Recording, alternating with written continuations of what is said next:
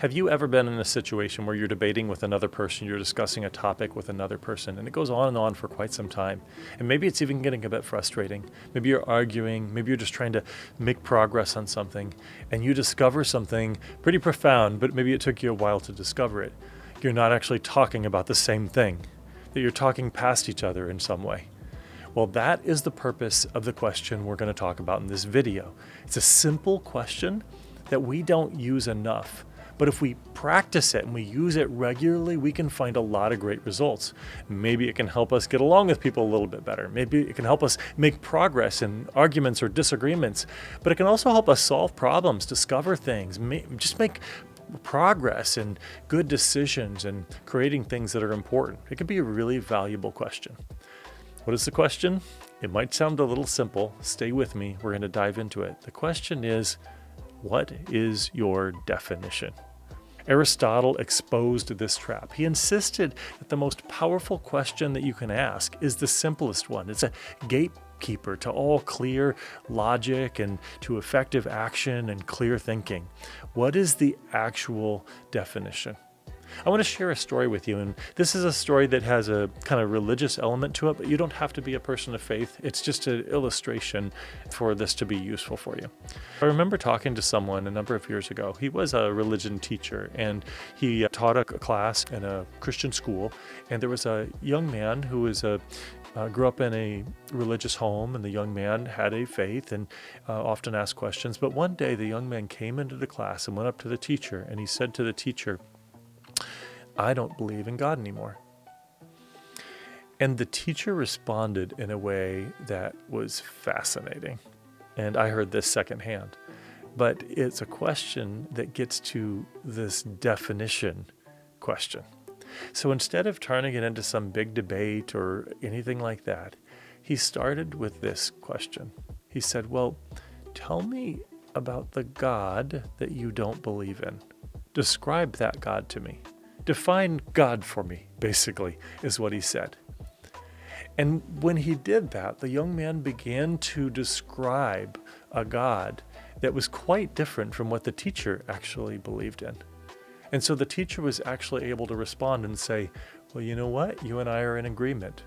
I don't believe in that God either." Now, so this can work in a lot of different environments and situations. So the teacher, of course, did believe in God, but he had a very different definition for God than what was in that young man's mind. And now they were able to have an honest, productive conversation about what's next. But this is useful in all sorts of situations. Imagine you're debating with someone about maybe there's a particular problem in your organization and you haven't really defined the problem and you're trying to solve different problems. Maybe there's a concept or an idea you're talking about. This isn't fair. What do you mean by fair? Let's work our way through the definition. And this is helpful, learning to define our terms with other people. And sometimes it's helpful when you're just working with another person for the two of you to get on the same page with a working definition. It maybe doesn't even have to be the definition that everyone else in the world is using, but it's one that the two of you or a group of you can agree to use as a working definition for a specific purpose. Because now you can narrow your focus. It allows you to make progress with that working definition. But other times it's also helpful to just deal with what is the actual definition? What is the more generally known and understood definition for a term or a phrase? Because in popular culture and our everyday life, oftentimes people will make these claims about some word or some phrase, and it's not what was meant. Or imagine you're engaged in some kind of game or a treasure hunt or some other thing like that, and there was a clue or a term, and you just assumed the meaning of one of the words or one of the terms, but it actually has a different meaning than what you were thinking.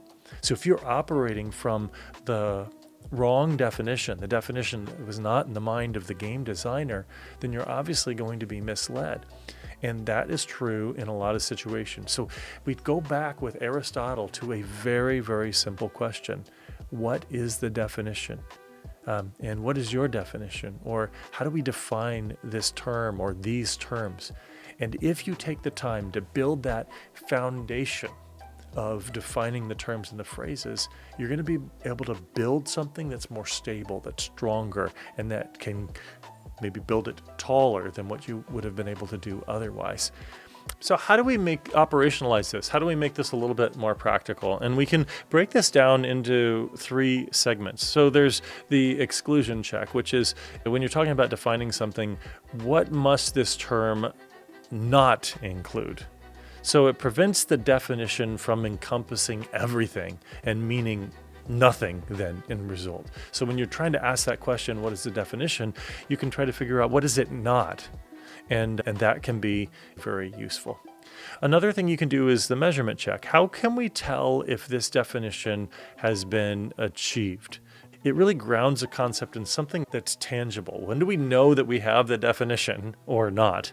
And then a third thing you could do is what's called the alignment check. Does our shared goal depend upon using the same definition or not? Sometimes it is okay for you and another person to have slightly different definitions, but they have enough similarity that you can agree upon those similarities and you can move forward. In other cases, it's important that both of you have the exact same precise definition in order to move forward.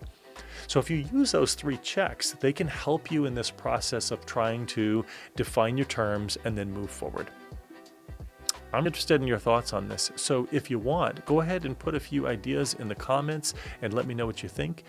How do you use this question about definition of terms in your own life? I'd love to hear stories of where it's worked for you, maybe stories of where it hasn't worked for you, and we can work from there.